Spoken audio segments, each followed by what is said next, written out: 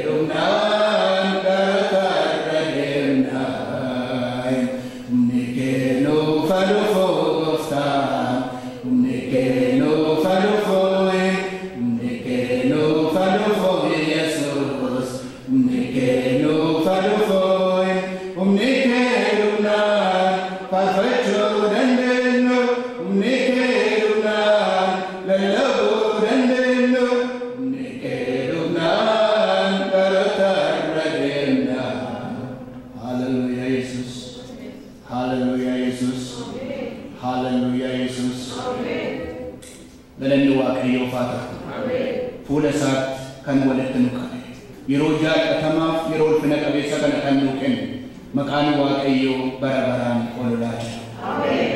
Gooftaa keenyaa Waaqa keenyaa ati Waaqayyoodha. Baroota hundumaa keessatti yaa Gooftaa ati jabaadha. Ganama kana sassabamnee fuula kee fuula Waaqayyoo Waaqa jiraataa jirra. Ati iddoo kanatti mul'attee nutti dubbachuun maqaa Gooftaa Yesuus Kiristoosiin fedhateef jaalala kee haa ta'u. Dubbiin sagalee kee jireenya. Dubbiin sagalee kee abdiidha. Dargaggeessi maaliin karaa isaa qulleeffataa akka dubbii sagalee Waaqayyootti jiraachuudhaan miti jedha dubbiin sagalee kee. Gooftaa keenyaa Waaqa keenyaa karaa kan nutti agarsiisu dubbiin sagalee kee ganama kana Waaqarraa nuuf haa dhufu. Dukkana keenya kan ibsu yaa Waaqayyo haala jirru keessaa kan nu baasu maqaa Gooftaa Yesuus Kiristoosiin sagalee kee nuuf haa dhufu. Gooftaa keenyaa ati Waaqayyoodha. Keessa namaatti dubbatta. Haala namaarratti dubbatta. Yaa Waaqayyo isa nama dhiphise irratti dubbatta. Isa ba'aa namarratti ta'e irratti dubbatta. Dubbiin kee maqaa Gooftaa Yesuusiin dhorkaa tokko malee haa dhufu. Yeroo kana sagalee kee hidhuu kan barbaadu. Yaada keenyas bittinsuu kan barbaadu. Qilleensarra kana deemu lafarra kan munyuuqu. Ergamaan hafuura hammeenyaa maqaa Gooftaa Yesuus Kiristoosiin kan rukutame haa ta'u. Dubbii sagalee keetiin kan mormu. Yaada keenya irra taa'uu kan barbaadu. Qalbii keenya ungulaaluu kan barbaadu. Maqaa Yesuus Kiristoos shir kan cabe haa ta'u. Maqaa Yesuus Kiristoos shir kan cabe haa ta'u. Maqaa Yesuus isa du'a mo'atee keetiin kan irraa cabe haa ta'u. Yaa sagalee Waaqayyo gidduu keenya deddeebi. Yaa humna Waaqayyo gidduu keenya deddeebi. Kan ba'aan itti ulfaate ba'aan isaanii irraa haa ta'u. Kan jireenyi dhagaatti ta'e dhagaan irraa gala haa galu. Dubbii kee ergi sagalee kee ergi jireenyi hiikaa haa godhatu. Yaa Waaqayyo Waaqa jiraata haala namni keessa jiru situ beeka. Akkaataa namni itti ba'ee galu situ beeka. Wanta namni qabatee iddoo kana jiru situ beeka. Haala keenya irratti dubbadhu. Yaa Waaqayyo sagalee ergi. Sagalee kee duwwaa erginaa onkos hin fayyaa jedhe garbichi kee. Ati sagalee kee erginaan jireenyi keenya hiikaa godhata. Sagalee kee maqaa Gooftaa Yesuus Kiristoosiin haa dhufu. Yeroo keenya kana booddee jiru hundumaa irratti duwwaa nu ulfaadhu. Maqaa Gooftaa Yesuusiin ameen.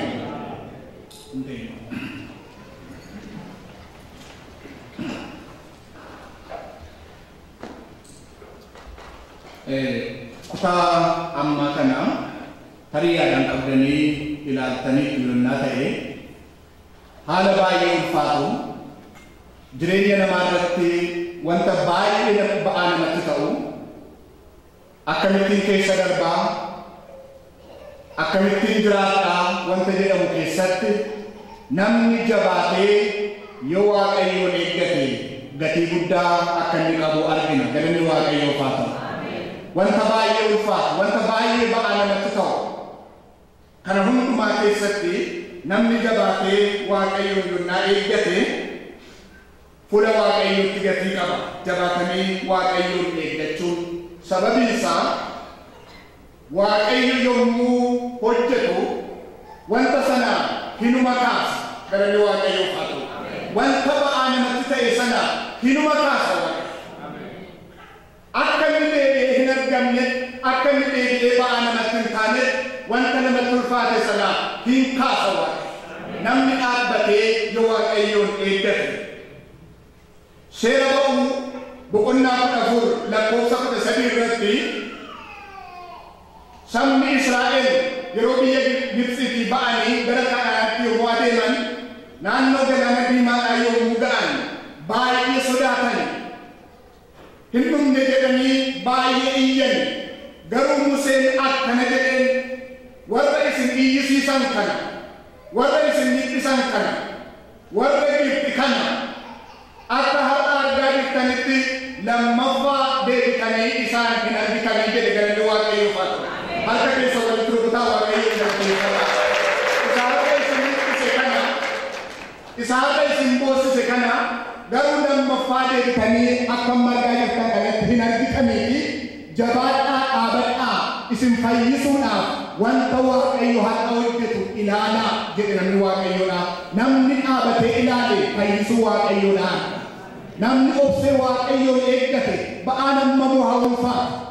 Ba'uuf galuun namaa hammamuu kiyyoo haa ta'u. Yeroo namni dhaabatee fayyisuu waaqayyoodhaa eeggate fayyisuu waaqayyoodhaa arga. Jireenya dubartii kanaa keessatti kan arginu isa kana dhaabatanii waaqayyoon eeguun gaariidha. Mee dhaabatanii waaqayyoon eeguun gaariidha jedhaa. Sababiin isaa akkuma hin jedhe waaqayyo yommuu kaasu wanta sana wanta ba'a namatti ta'e sana hidhuma kaasa waaqayyo. Kaasu duwwaa immoo miti irrayyuu nama dhaaba waaqayyo. Dhugaadha irrayyuu nama dhaaba. Warri Yihuudiidhaa biyya garbummaatti yeroo murtoon du'aa irratti darbe. Dhimmichi baay'ee isaan boosise, baay'ee isaan yaachise, dhumiisa wanta ta'e, dhumiisa sabaati wanta ta'e baay'ee isaan yaachise. Kanaaf fuula waaqayyootti boo'an. Waaqayyo galgaluma tokko labsii baase. Yommuu waaqayyo labsii baase, du'i isaanii gara jireenyaatti, gaddi isaanii gara gammachuutti, salphinni isaanii gara ulfinaatti jijjiirame. Jijjiiramuu duwwaa utuu hin taane Haamaan saba Israa'el balleessuudhaaf ture sababii Mardookiyoosiif. Garuu Haamaan ofii isaatii hin bane. Mardookiyoos garuu farda mootii irra taa'e. Yeroo hojjetu waaqayyo isa nama boosise irrayyuu nama dhaaba deebisee. Galanni waaqayyoof haa ta'u.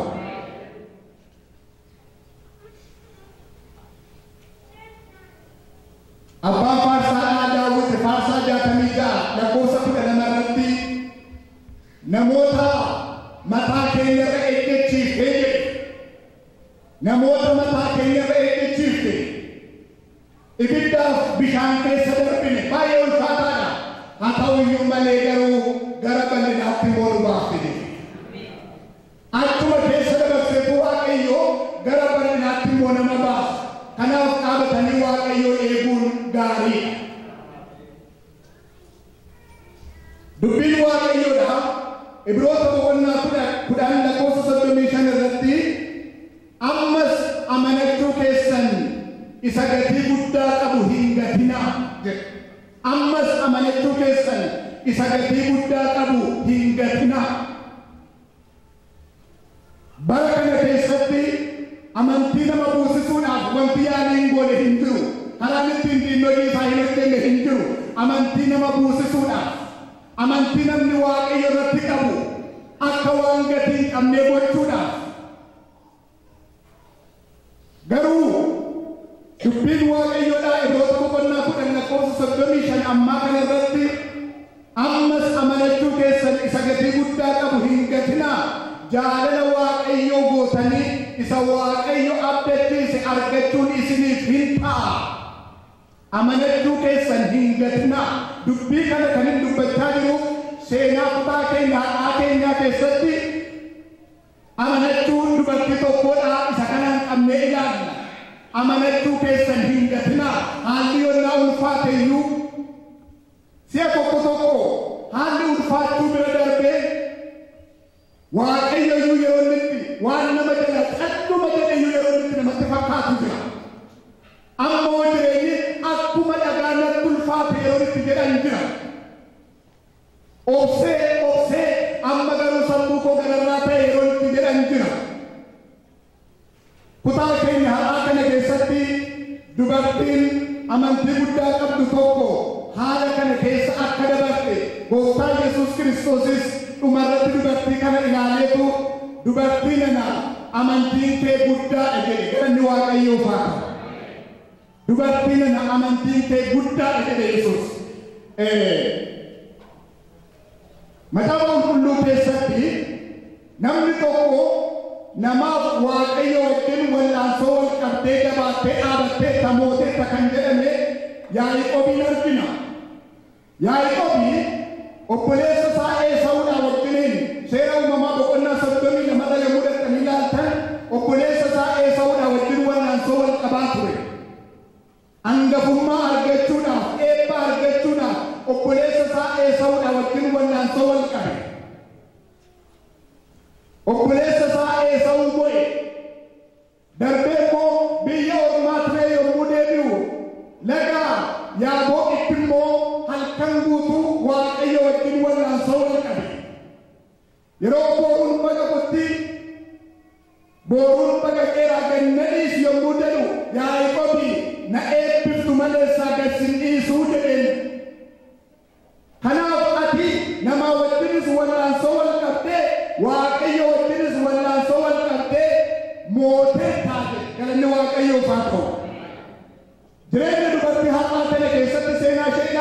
keessatti haala wajjin wal'aansoo wal qabdee nama wajjin wal'aansoo wal qabdee dhumarratti immoo Yesuusii wajjin iyyuu wal'aansoo wal qabdee dhumarratti garuu injifannoodhaan utuu isheen baatu argina. Gooftaan ayyaana isaa nuuf haa baay'isu. Haleluuyaa.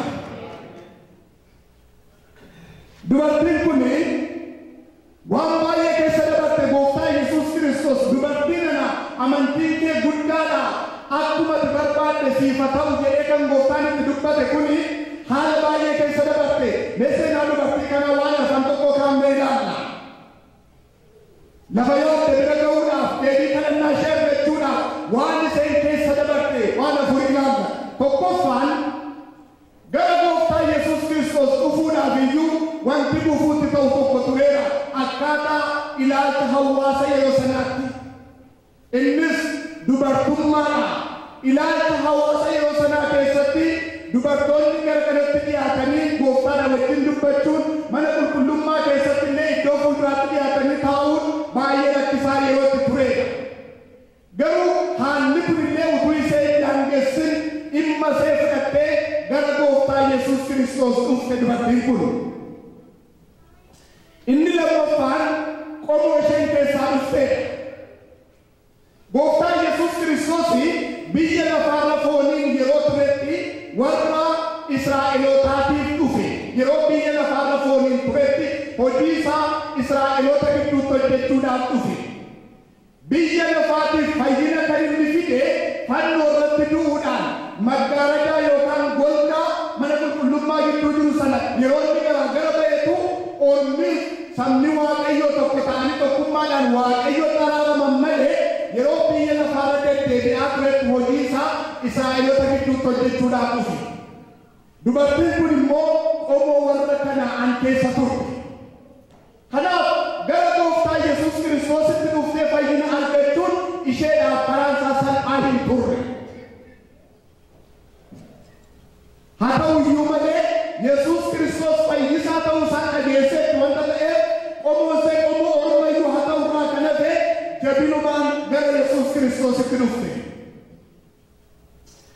Qomoo Israa'el keessaa ta'uu dhiisuu ishee duwwaa miti rakkoo isheen iddoo kanatti qabdu inni sadaffaan. Warri Kana'aan kun warra Israa'elii wajjin jibba qabu, diinummaa qabu. Qomoon kun qomoo Israa'elii wajjin waliif hin galleedha. Qomoo isheen keessaa dhuftu kun qomoo warra Israa'eliin jibbamanidha. Haa ta'u iyyuu malee qomoodhuma jibbamaa kana keessaa ammas Gooftaa Yesuus Kiristoosiin barbaacha dhufte dubartiin kun. Inni arfaffaan wal'aansoo ishee inni guddaan isa arfaffaarra jirudha. Kana hundumaa keessa dabartee iyyaa Yesuus Kiristoos duukaa adeemtu. Yaa Yesuus ilma Daawit mucaa koo na amaari na gargaari jettee iyyaa Yesuus Kiristoos duukaa adeemte. Garuu Yesuus Kiristoos iyyuu dubartii kanaaf kadhannaa ishee dhaga'uudhaaf yeroo jalqabaarratti yennaa ilaaltan fedhii agarsiifne. Isheen iyyaa duukaa adeemte. Garuu inni waan tokko iyyuu isheedhaaf hin deebifne jedha dubbiin Waaqayyoodha. Yeroo warri bartoonni Gooftaadha waan isheen jettu godhii fi of biraa deebisi yommuu isaan jedhan iyyuu Gooftaan akkana jedhe ani warra Israa'el keessaa badan warra akka hoolotaa kanarraa kaatan isaaniif kan dhufe malee isa ormaaf hin dhufne jedhe dubbate. Haa ta'u iyyuu malee dubartiin kun cimsitee dhuma iyyiti. Kana booddee gara dubartii kanaatti galagalee Gooftaa Yesuus Kiristoos nyaata ijoolleedhaa fuudhanii saree jala buusuun yookaan saroota jala buusuun gaarii miti jedhee Gooftaan itti dubbate. Akkana jechuun inni kan inni dhufeef warra Israa'eliif. Isheen garuu qomoo ormaa keessaati. Kanaaf itti fakkeenya kana fudhatee nyaata ijoolleedhaa fuudhanii saroota jala buusuun gaarii miti jedhe. Yeroo baay'ee Gooftaa Yesuus Kiristoos yeroo inni dubbatu namoonni dubbii isaa jala dhaabachuudhaaf hin danda'an. Yeroo baay'ee warra Fariisotaa dubbii iccimaa fidanii gara Yesuus Kiristoos dhufaniiru. Garuu Yesuus Kiristoos dubbii isaaniitiif deebii ta'eetu yeellaasisee gara booddee deebisa ture. Garuu iddoo kanatti yonnaa keessatti ilaaltan Yesuus nyaata ijoollee fuudhanii saree jala buusuun hin danda'amu yommuu inni jedhe dubartiin kun akkana jette eeyyee yaa Gooftaa garuu saroonni immoo harcaa nyaataa gabatee ijoollotaarra harca'u isaan immoo nyaachuun isaaniitiin ta'aa jirtu hammam jabaattee akka isheen dhaabattee ilaala. Iddoon kun iddootti amantiin namaa jeeqamudha. Iddoon kun iddootti dhiisanii gara booddee deebi'anidha. Iddoon kun iddootti shakkanidha. Iddoon kun iddootti gaddanii gooftaa dhiisanii sokkanidha. Garuu isheen jabaattee dhuma dhaabatte. Amantii jabaatee dhaabatu Waaqayyo nuuf haa kennu. Yeroo kana gooftaa Yesuus Kiristoos ilaaleetu dubartii nana amantiin kee guddaadha. Amantiin guddaan kun gatii qaba. Isa booddee dubartii kanaan akkuma amantii keetii siif haa ta'u jedhe Yesuus. Akkamitti jabaattee dhaabachuu dandeesse dubartiin kun jettanii yoo ilaaltan jalqabumarraa kaastanii hiikaa ta'uufii kan danda'u dubartii kanaaf nama tokko duwwaa akka ta'e beekti. Ideessee kanaaf rakkina mucaa isheetii kanaaf hiika fiduu kan danda'u nama tokko duwwaan akka jiru beekti. Innis Yesuus Kiristoosidha. Isa dhiiftee yonnaa deebite gadditees waan garaa garaatiin gadditees yonnaa deebite gadditee deebi'uu ishee hiika ta'uu hin danda'u. Mucaan ishee dhukkubsatutti deebitee galtirraa kanasee hiikaa argachuu hin danda'u. Kanaaf hiikaa ta'uu kan danda'u Yesuus Kiristoos duwwaa ta'uu isaa wanta beektuuf jabaattee Yesuus Kiristoositti maxxantee dhaabbate. Namni yeroo baay'ee kan inni galateeffatu jireenya amantiirraa kan inni galateeffatu waan filannoo qabutti fakkaata. Waan kanaan gara biraan jiru itti fakkaata. Phaawulos garuu akkana jedhe. Phexros akkana jedhe. Yaa warra Israa'el yaa Yihuudootaa dhaga'aa. Fayyinni waaqarrattis lafarrattis eenyu nu hin jiru Yesuus Kiristoos duwwaadhaan malee isaa jedhe. Galanni Waaqayyoof haa ta'u. Yeroo baay'ee namoonni karaa garaa garaa waan fayyinni jirutti fakkaata. Karaa fayyinaa garuu Yesuus Kiristoos duwwaadha. Harka keessa walitti muuxaa Waaqayyoon gaggeeffata. Dubartiin kun fayyina isheetiif fayyina mucaa isheetiif karaan Yesuus Kiristoos duwwaa ta'uu isaa beekti. Kanaaf dhiiftee deemuu hin barbaadu. Inni lammaffaan dubartii kana kan dhaabe dhuma dubbii kana irratti wanta argitan waan tokkotu jira. Yesuus Kiristoos dubartii kana amantiin kee guddaadha jedhee booddee akkuma itti barbaadde siif haa ta'uu jedhee jennaan dubartiin kun kana booddee gara manaatti deebite. Maaliif akkamitti deebite yonnaa jettan Yesuus haa dubbatu malee fayyinni akka inni ta'u hin amanti. Galanni Waaqayyoof haa ta'u. Yesuus haa dubbatu malee fayyinatu jira. Kana beekti, kana amanti. Kanaaf Yesuus dubartiin kun mucaa ishee fiddee gara Yesuus hin dhufne. Mana koo godhuuti harka kee irra taa'ii hin jenne gooftaadha. Garuu Yesuus haa dubbatu malee isaa mucaan ishee akka isheen fayyitu beekti hin amanti. Kanaaf yeroo Yesuus dubartiin na amantiin kee guddaadha akkuma yaadde siif haa ta'u yommuu inni jedhe gooftaan dubbateera wanta ta'e mucaan kun fayyiti jettee manatti galte. Yesuus haa dubbatu malee hiikaan hin dhufa. Yeroo manatti galte akkuma amantii ishee dhiiseedhaaf ta'ee mucaan ishee fayyitee ishee eeddee jedha dubbiin Waaqayyoo. Namni jabaatee Yesuus Kiristoos duukaa deemuu kan danda'u dubbii Waaqayyoo yoo amane duwwaa. Dubbii Waaqayyootti yoo iddootti kenne duwwaa. Kutaa keenya har'aa kana gara jalqaba isaatii Luqaas Maatiyos 15 lakkoofsa 1 kaatanii yonnaa ilaaltan gara Xiiroosiif Sidoonaa kana utuu dhufin fuulduraa gooftaa Yesuus Kiristoos warra Fariisotaatii wajjin dubbii tokko keessa ture. Utuu gara kanatti dhufin dubbii tokko keessa ture. Dubbiin kunis warri Fariisotaa dubbii fudhatanii gara Yesuus Kiristoos dhufan. Dubbii isaan fudhatanii dhufan kun immoo yaa barsiisaa bartoonni kee maaliif utuu harka hin dhiqatin nyaata nyaachuudhaan seera abboota keenyaa irra daddarbuu jedhanii hammina fudhatanii gara Yesuus Kiristoos dhufan. Maaliif utuu harka hin dhiqatin nyaata nyaachuudhaan seera abboota keenyaa irra daddarbuu jedhanii dhufan. Gooftaa Yesuus Kiristoos immoo yaada isaanii kana yeroo baay'ee ilaaleera. Seera abboota isaaniitiif jecha dubbii Waaqayyoo akka isaan daddarban isaaniin immoo argeera. Dubbii Waaqayyoo dhiisanii seera abboota isaanii akka isaan ol qaban isa Kiristoos immoo akkana isaaniin jedhe isin seera mutabboota keessaniitiif jettanii dubbii Waaqayyoo irra maaliif daddarbituu isaanii jedheetu seera mutabboota keessanii eeguudhaaf jettanii dubbii Waaqayyoo busheessituu ittiin dubbii Waaqayyoo busheessuu Waaqayyo nu habaraa. Dubbiin Waaqayyoodhaa nama harkatti bushaa'ee jennaan jireenyi. Dubbiin Waaqayyoodhaa jireenya namaa keessatti bushaa'ee jennaan jireenyi. Dubbiin Waaqayyoodhaa yeroo tokko jireenya namaa keessatti bushaa'a. Sababiin hin bushaa'a jechuun akka waan waa hojjechuu hin dandeenye ta'aa jechuudha. Sababiin isaa yookaan seexanatu nama gowwoomsa.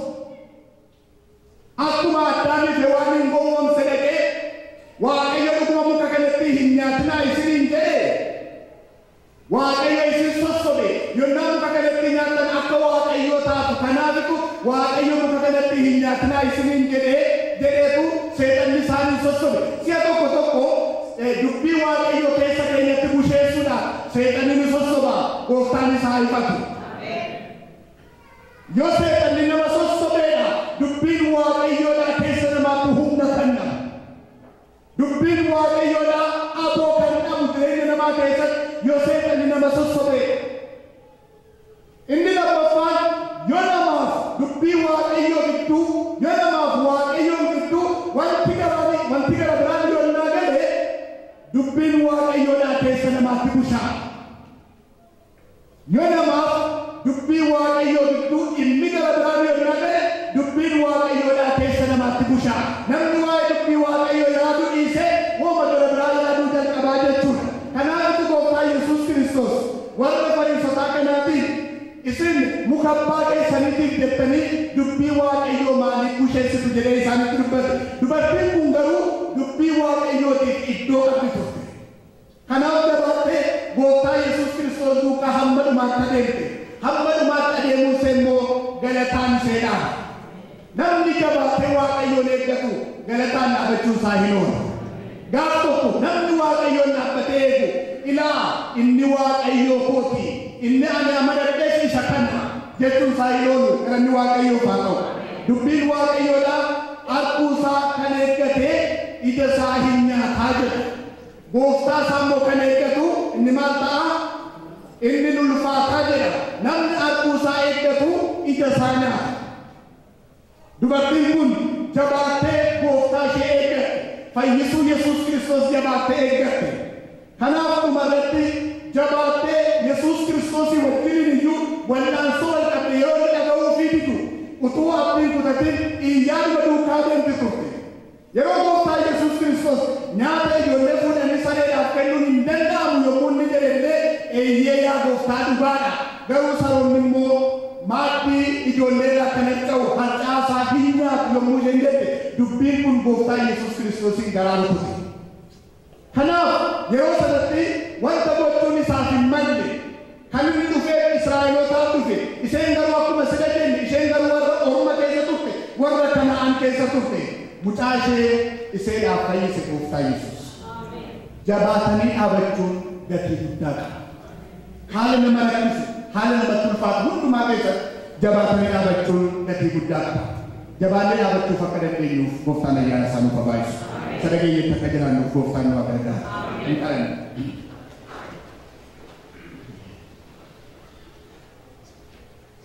Hin kadhannu. Waaqayyoon ol kaanee dhaabannee gabaabsinee walii wajjin Waaqayyoon dhaabna.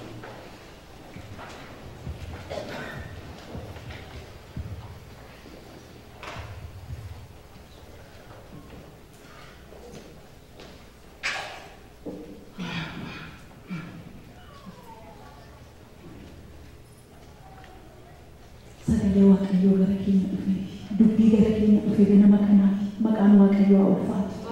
Galanni ulfinni Waaqayyoof haa ta'u. Maqaan Waaqayyoo haa eebbifamu. Waaqayyoo inni gaariidha. Yeroo hundumaa sagalee jaalalaatiin, yeroo hundumaa sagalee abdiitiin, yeroo hundumaa sagalee ulfinaatiin gara namaa dhufa. Maqaan isaa eebbifamu. Galanni ulfinni Waaqayyoo keenyaaf haa ta'u. Megaraa keenya bananneetu Waaqayyoon ammas fuula isaa barbaadanna. Amantii waa'ee amantiitti sagaleen Waaqayyoo ganama kana guyyaa kana laphee keenyatti jireenya keenyatti sagaleen inni nuuf amantii amanaa isinifinta amana isinifindama nama amanu wanu dumtundanda wanta taundande tuta wanta argamundande tu argama wanta lubugorachundande tu lubugorata isadu etuka duasa tuka afnama amanu kana ganama kana amanne amantiidhaan yeroo muraasa walii wajjiniin kadhanna waaqayyo abdii keenya waaqayyo hidhaa keenya hiika waaqayyo waanjoo keenya cabsa waaqayyo dukkana keenya ibsa waaqayyo seenaa keenya hin jijjiira iddoo nuyi jirru gara iddoo ulfinaatti haala nuyi keessa jirru gara gaaraatti dachaa keessaa gara ol ka'aa gaaraatti dhaqii dhoqqee keessaa miilla keenya dhagaa'ee sochoonerra kattaa jabaasaarra nuuf hin dhaabbachiisa. Hallelujah, hallelujah. Waaqayyo dhaabbata saba isaatiif jedha sagaleen waaqayyo warra dhuunfaa ta'aniifi dhaabbata isaaniiti maqaan isaa immoo waaqayyo gooftaa mancaati. Shaalaaboosaa Naalaabaajiyaa waaqayyo dhaabbata keenya waaqayyo dhaabbata keenya haalli nuun naasisu barri nuun naasisu qilleensiiniif bubbeen nuun naasisanii. Shalabora labasat labadia ninu yamannu waaqayyoodha ninu eeggannu waaqayyoodha ninu ilaalladdeemnu waaqayyoodha nama amanu fidaan saayinii kama dubartiin inni shookaa kudha lama lolee fayyitee fuula gooftaa dura dhufte oduu dhageesse malee beektu konfiraansii normaanee sagantaatti deebi'e garuu warra misiraachoo dubbatantu ishee qaqqabe warra oduu Yesuus waa'ee fayyisuu Yesuus gara mandaraatti yommuu gadi ba'an mandara keessa yommuu adeeman warra fayyisuu Yesuus dubbatan warra waa'ee Yesuus labsan isaantu ishee qaqqabe isaantu ishee oduu dhageesse waa'ee Yesuus gara Yesuus dhufte amantii fudhattee manaa baate fatuma isaa duwwaan yoo tuqe isa akkasiin hojjetu kan isa akkas humna guddaa qabu kan uffata isaa tuqnaan iyyuu nan fayyadu.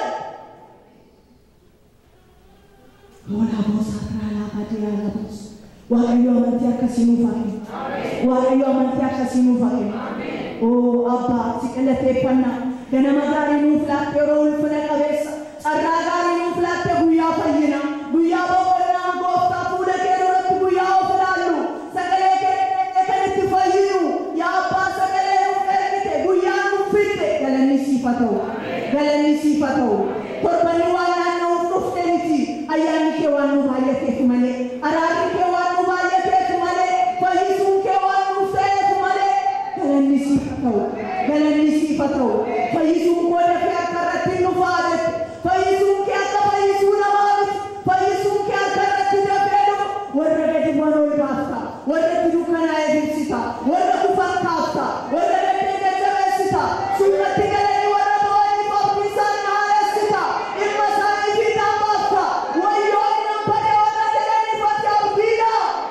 Oos kalabasa tuura labaadiyaa laboos abdiitu si bira jira gooftaa abdii keenyaati nutti dukkanaa'u utuu ati jirtuu nutti dukkanaa'u karaa qabnu ifa keetiin ifan argina.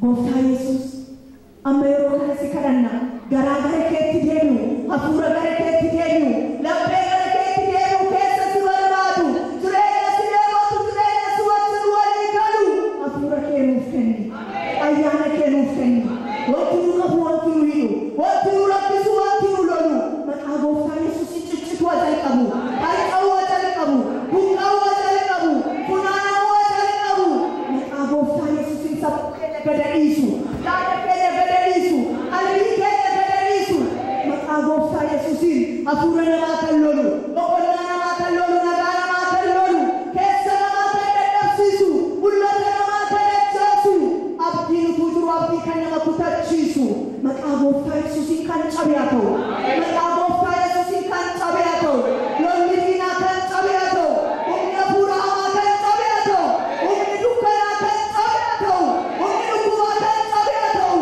waraabessi diinaa kan cabe haa ta'u.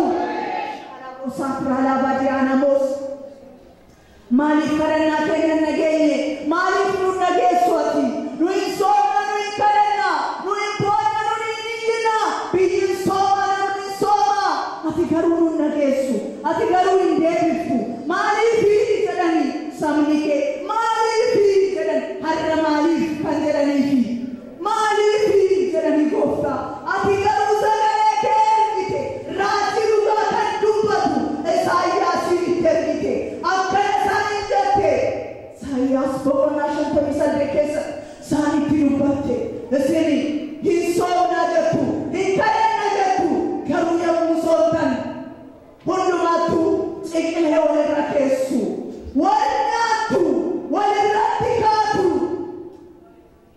soomnani fo'atte isa kanaayi kadhannani dhaga'ee deebisuu isa kanaayi rabatatoo namaas sakanaayi yaadni garaa kooti soominani barbaadu kadhannani dhaga'u sakanani yoo kadhannatti soomtan garuma fuula duraatti waan hin arganna jettanii yaadna garuu jette waaqayyo furmaata dubbatte garuu katoo namaa yaada boos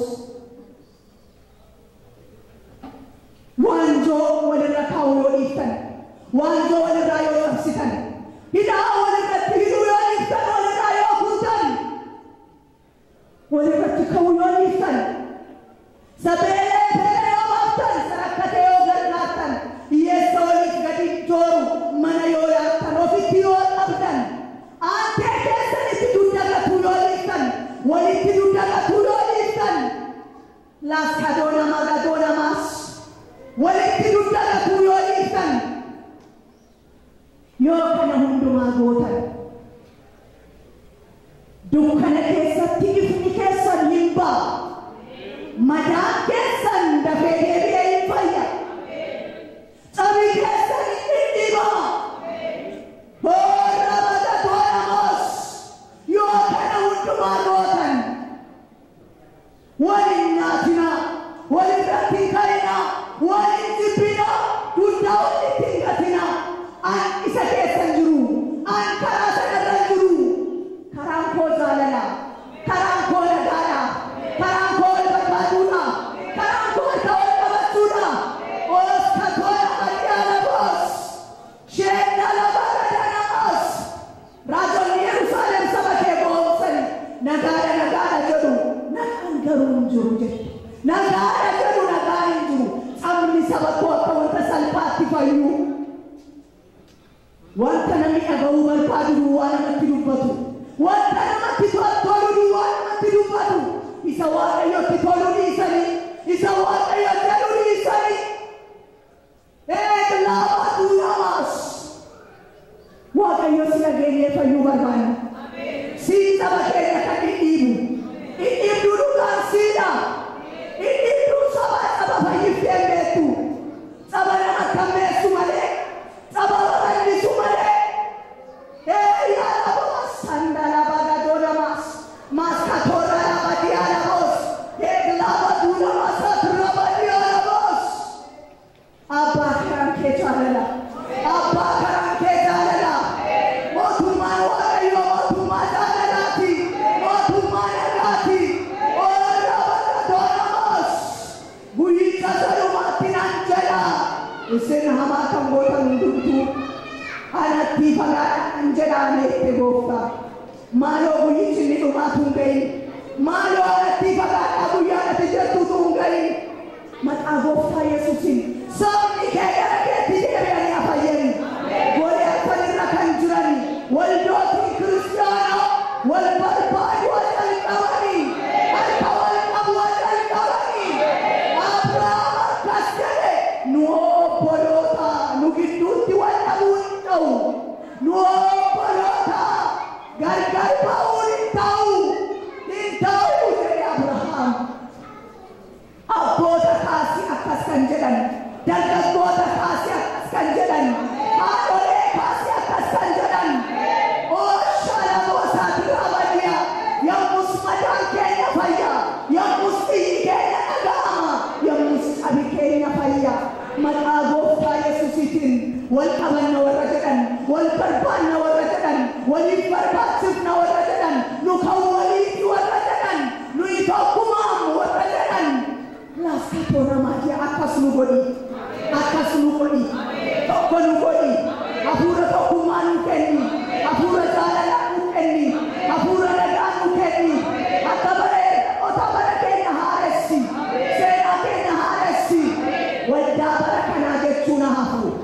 manni qulqullummaa ulfinaa argatu maqaa gooftaa Yesuusin ulfinni kee ol deebi'u miilli gati jabeessi gadi ba'ee ol qalu jaalalli gadi ba'ee ol qalu wanti amaana qalaqamu dukkana rukutamu jibbiya rukutamu waan amaana kufu sabni kee ta'u ulfinni kee amoo'u galanni siifa ta'u maqaa gooftaa Yesuusiin ameen.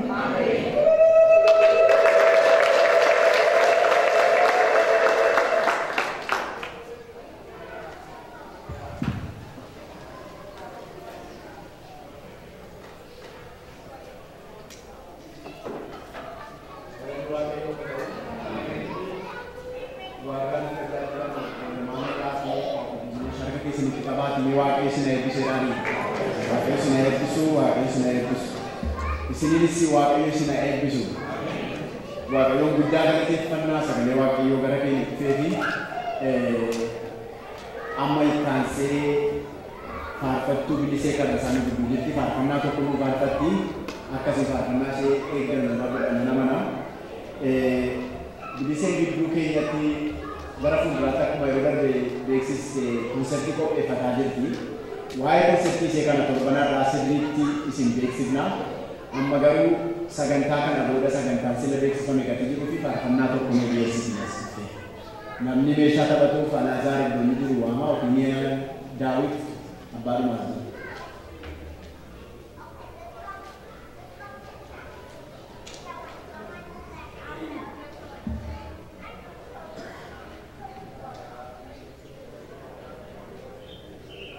Mi'a tokkoon kaa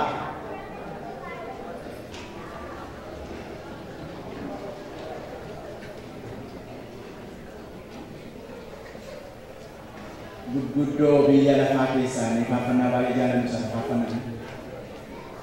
Waaqayyo galata ta'u.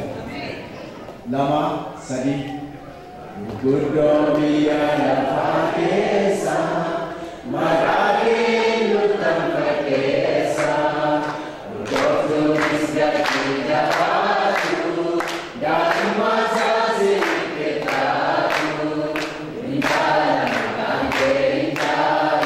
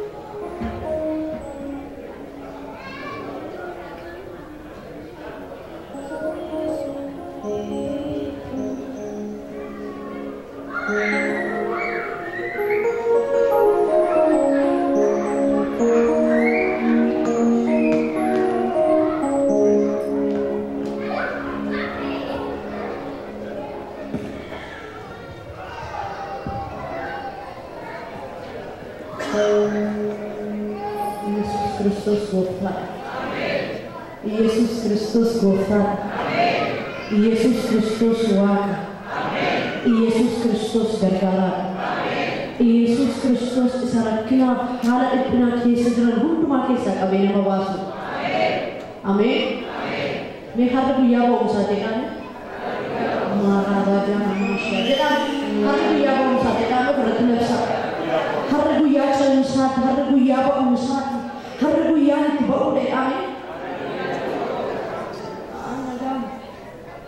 Tas har'a guyyaa ba'umsaateedha. Mee har'a guyyaa itti baanuudhaa. Har'a guyyaa itti haala itti qabame keessaa ba'uudhaa. Namni ba'uuf qophaa'ee jira. Mee namni ba'a haala saganna qabe keessaa, haala biyya koo qabe keessaa, haala saba koo qabe, haala mandara koo qabe keessaa nan ba'a namni jedhu. Haala dibata koo qabe keessaa nan ba'a namni jedhu. Alaasuma harkasa haleluuyaa. Hin baanaame. Nyaata walii keessanii qabaatu hin baataa jedhanii. Hin baataa jechuu keessaa jedhanii qabaatu harkasaa qabaatu raasaati ergaatti maame. Meraasaati ergaatti maame.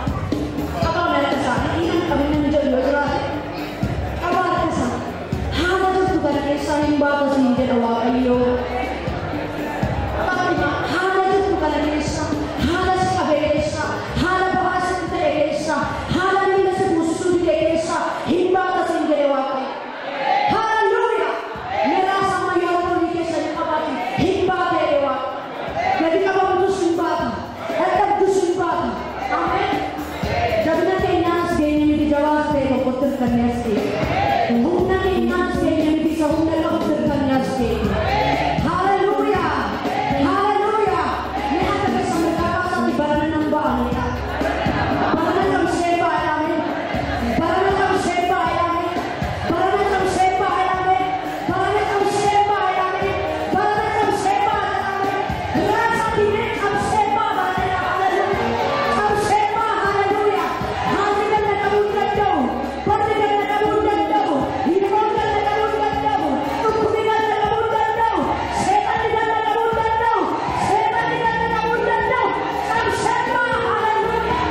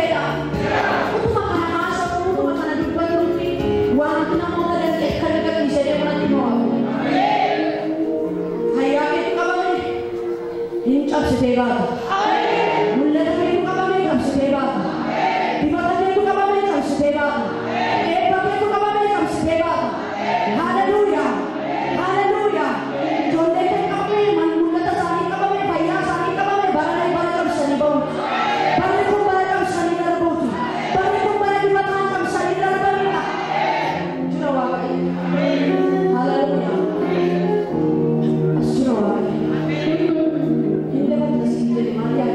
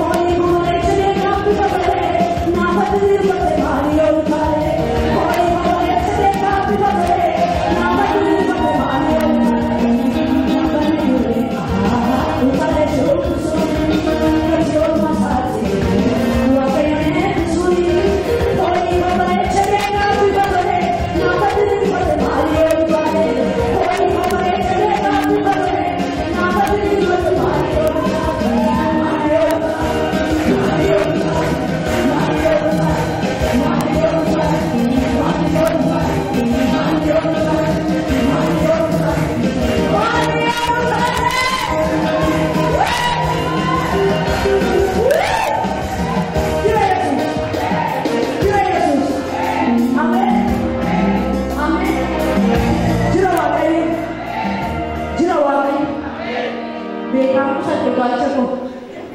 September sangat luar biasa kita. Isahu nama saudara. Nama lagi sendiri ayo saudara. Nyata lagi saudara. Nama tiga madai kan. Haleluya. Galgala sini mata dua galgala sana galgala harusaf galgala tokumai. Fonitis, afuratis, tokumatis sinaruf na galgala sana. Galgala sana raju itu patama hingga atama setan ini fatama. Hati wakai yang nandar. Amin. Kenapa mu maraati pas September sagali resi sa seperti probesi na. Nabi hundum tu gawa sana akan jadi ada jalan tane akan isin karena duti namun tu wayari fatih. Namun tu wayari. Mali itu galgala harusati. Adalah namun himati wayari fatih na. Bakagawa setan yesus yang berfat. Berat kata lalu jurah jabat agar wakil itu jabat. Hari cinta bertayo jaga ini dapat turun jaga. Karena galgal itu galgal absani baru kita tu pun dua ya di fatwa. Wakil ini galgal itu. Bayi sejahtera, bayi kabaja bangkot sini. Kama.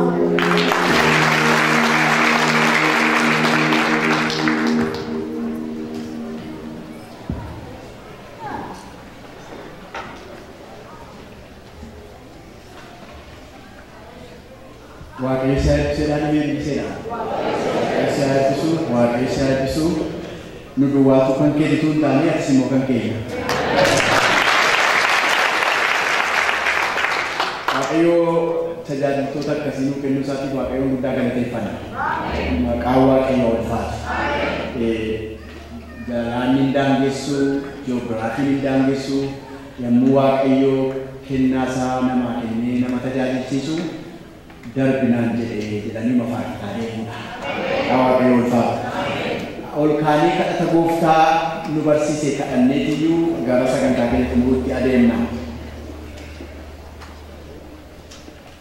Yaa abbaa keenya waaqarra kan jiraattu maqaan kee haa qulqullaa'u, mootummaan kee haa dhufu, jaalalli kee waaqarratti akkuma ta'e akkanumas lafarratti haa ta'u.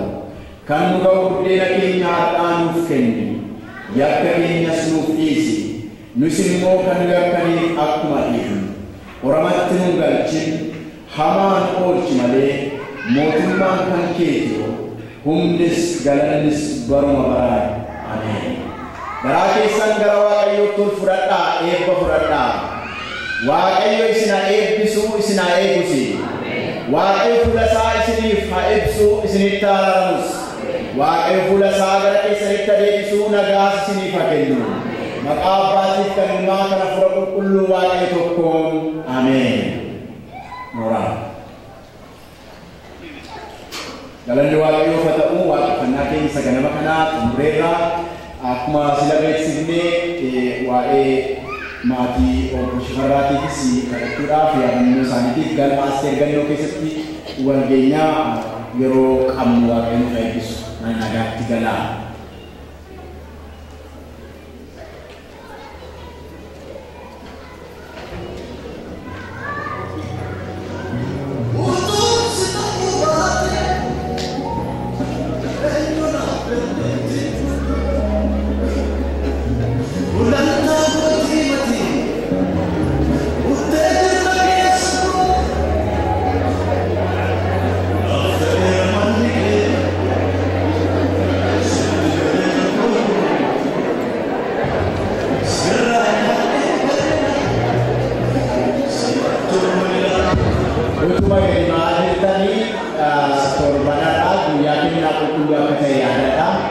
Beeksisa irratti gaafatamedha. Achi keessatti isin